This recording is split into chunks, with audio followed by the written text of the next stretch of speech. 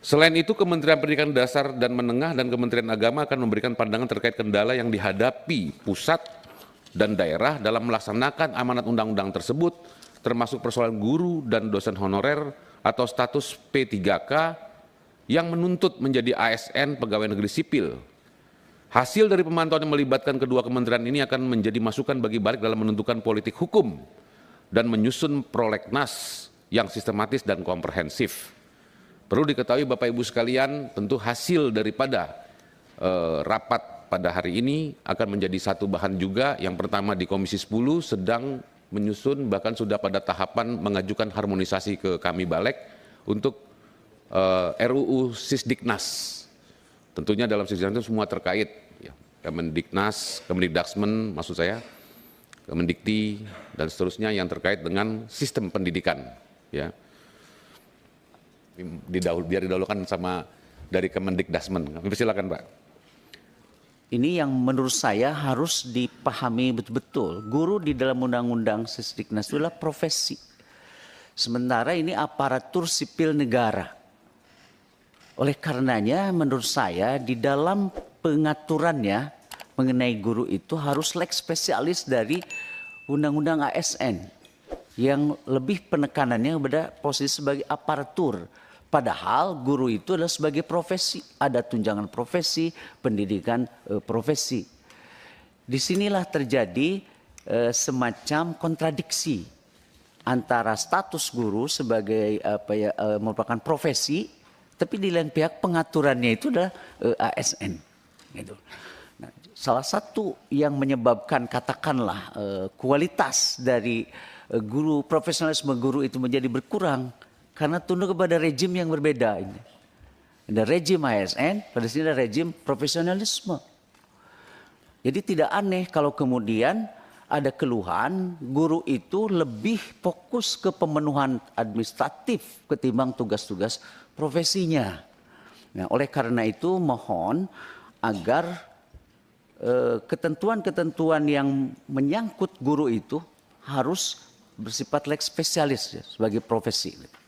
Apa yang sudah disampaikan oleh Pak Wamen terkait dengan pandangan Kemendikdaksmen terkait dengan Undang-Undang Guru dan Dosen. Kami sudah menyiapkan bahan paparan di slide berikutnya. Kami ingin sampaikan sebenarnya bagaimana grand design tata kelola guru yang seharusnya yang ingin arah ke depan kami ingin ini menjadi tertuang dalam satu peraturan yang mana untuk tata kelola guru dimulai dari pre-service atau prajabatan, kemudian in-service dalam jabatan dan post-service purna jabatan. Disinilah nanti kita bisa mengelola siapa diatur oleh siapa, begitu Pak Pimpinan. Di sini kalau pre-service dimulai dari perencanaan dan formasi guru, kemudian pendidikan profesi guru, calon guru atau prajabatan, dilanjutkan dengan pengangkatan dan pengadaan guru, kemudian in service adalah ketika guru itu sudah diangkat dan ditetapkan di satuan pendidikan, disitulah dimulai dengan in service-nya atau dalam jabatan, yang mana di sini pengaturan-pengaturan terkait dengan guru dalam jabatan, antara lain meliputi beban kerja dan layanan pembelajaran, bagaimana pengembangan kompetensinya, bagaimana pengelolaan kinerjanya, penugasan guru, bagaimana penugasan gurunya, bagaimana dengan pendidikan guru dalam jabatan, kenaikan karir, kesejahteraan maupun redistribusi guru. Dan setelah itu ketika dia memasuki masa pensiun, disitulah post service atau purna jabatan yang dimulai dari MPP atau masa persiapan pensiun dan penetapan pensiun. Bapak Pimpinan, Pak Menteri, Pak Wamen dan Bapak Ibu yang saya hormati, kami juga sudah menerima kerangka acuan kerja, di mana di situ ada beberapa rumusan permasalahan yang kami akan jawab, yang mana di sini sudah kami identifikasi ada 8 rumusan atau permasalahan yang kami akan melakukan pendalaman. Sebelumnya kami sampaikan bahwa keberlaksanaan Undang-Undang Guru dan Dosen yang menjadi topik hari ini itu kami sudah melakukan gambaran umum secara evaluasinya, yang mana sebenarnya undang-undang ini membawa kemajuan pada pengelolaan guru, namun berbagai persoalan struktural dan operasional masih menghambat pencapaian tujuan peningkatan mutu dan kesejahteraan guru. Kemudian definisi guru selama ini hanya mencakup pendidikan jalur pendidikan formal sehingga menimbulkan diskriminasi dan menghambat upaya peningkatan mutu dan kesejahteraan pendidik pada jalur pendidikan non formal. Mekanisme rekrutmen, penempatan, pemindahan dan pembinaan belum mendukung pemerataan dan peningkatan mutu secara optimal, terutama karena fragmentasi pengelolaan oleh pusat dan daerah. Afirmasi guru daerah khusus juga belum efektif untuk menarik dan mempertahankan guru. Lalu terdapat kesenjangan regulasi dan disharmonisasi antara Undang-Undang 14 tahun 2005 dengan kebijakan ASN, JF Guru, serta aturan kepegawaian lainnya. Lalu sertifikasi dianggap prosedural untuk mendapatkan tunjangan, bukan instrumen untuk peningkatan profesionalitas. Selain itu, mekanisme yang terpisah dengan pendidikan dan rekrutmen guru menimbulkan inefisiensi. Lalu pengaturan tunjangan profesi berbasis sertifikat, bukan kinerja, kurang mendorong mutu profesional dan pembelajaran, dan tata kelola pembinaan karir belum terintegrasi dengan kerangka pembinaan jabatan fungsional dan pengembangan kompetensi berkelanjutan dan perlindungan pada guru dalam menjalankan tugas profesionalnya masih belum cukup efektif. Guru masih menghadapi tekanan politik, kriminalisasi, dan tindak kekerasan. Berdasarkan gambaran evaluasi ini, kami juga sudah melakukan pendalaman setiap topik, yang mana ada 9 topik yang ingin kami paparkan secara singkat, yang dimulai dari definisi guru, pengangkatan dan pemenuhan kebutuhan guru, kualifikasi akademik, kompetensi, sertifikasi, karir, kesejahteraan, perlindungan, dan organisasi profesi, serta kode etik. Bapak pimpinan yang saya hormati, kami ingin mencoba mulai dari yang pertama terkait dengan sertifikasi guru. Seperti yang tadi di pengantar disampaikan bahwa upaya pemerintah sudah cukup banyak dilakukan terkait dengan hal ini. Antara lain melaksanakan sertifikasi guru dalam jabatan, yang mana ini dimulai dari portofolio sejak diundangkan Undang-Undang Guru Dosen, lalu PLPG tahun 2007 hingga 2017, PPG bagi guru dalam jabatan melalui pemberian RPL 24 SKS bagi guru yang diangkat tahun 2015 ke bawah. Dan pada tahun 2023 karena kami melihat belum tuntas, maka Kemendikdasmen diperbolehkan oleh Kemenkumham untuk melaksanakan PPG bagi guru dalam jabatan melalui pemberian RPL 18 SKS bagi guru yang diangkat tahun 2016 ke atas, dan PPG dengan pengakuan pemberian pembelajaran yang disamakan dengan jumlahnya, yaitu 27 SKS yang saat ini dilakukan hanya 9 SKS. Dan huruf E ini adalah merupakan program penuntasan bagi PPG dalam jabatan.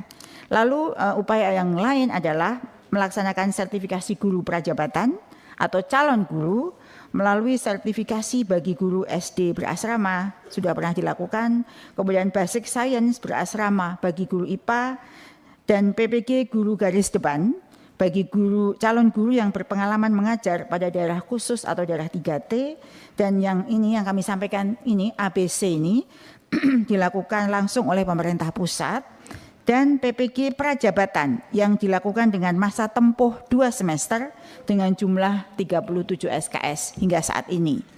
Dari apa yang sudah dilakukan oleh upaya pemerintah ini, kami ingin rencana ke depan terkait dengan tata kelola guru ini adalah penyelenggaraan PPG yang terintegrasi dengan pengadaan guru ASN, yang mana di sini lulusan PPG prajabatan masuk ke dalam ruang talenta guru atau ruang SDM yang sudah kami kembangkan, dan PPG akan dilakukan terintegrasi dengan S1 kependidikan guru atau D4 non keguruan vokasi. Setelah lulus akan terintegrasi dengan pengadaan terpusat. Untuk non keguruan vokasi akan dilakukan secara berasrama.